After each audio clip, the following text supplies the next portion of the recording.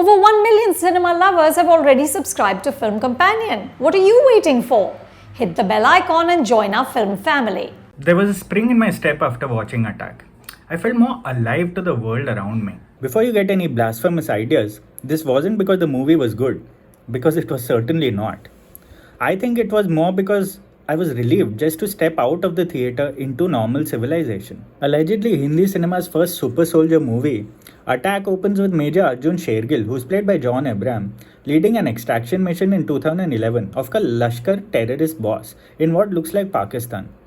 The nighttime sequence is clearly inspired by Zero Dark 30 and Uri, where Indian commandos engage in chaotic combat in the thick of night inside a dark bungalow.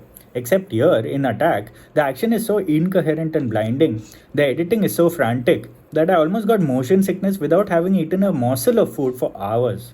Arjun then shows empathy towards a young Muslim boy, an act of secularity, but this will naturally come back to haunt him in the future. Minutes later, present-day Arjun is seen accidentally kissing an air hostess, who's Aisha, played by Jacqueline Fernandez, after he prevents her from tripping on the stairs. When he yanks her falling body towards him, their lips do more than just meet. This meet cute continues during his flight, followed by a song that signifies a romantic relationship, until minutes later, a terrorist attack kills Aisha and leaves Arjun paralyzed. Attack then turns into a disability drama, where a wheelchair-laden Arjun can't even defend his old mother from an ordinary burglary. The film then reaches its real motive, with the government deciding that Arjun is the perfect candidate to become the world's first super soldier. An attractive scientist named Sabha, who is played by Rakul Preet Singh, dispels tech jargon about computer chips, bionic power, artificial intelligence, and a life-threatening surgery. Once the medical formalities, which also feature very poor visual effects, are completed, modern-day Robocop Arjun finally has an excuse to not just be freakishly powerful, but also facially inert.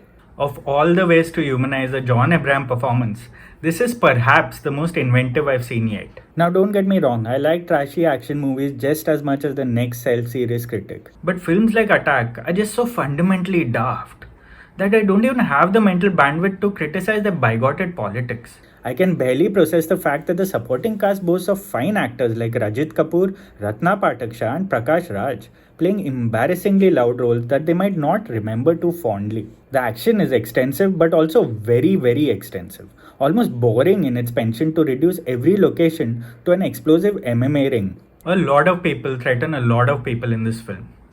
But the worst of those threats comes when part 2 coming soon flashes in the end credits.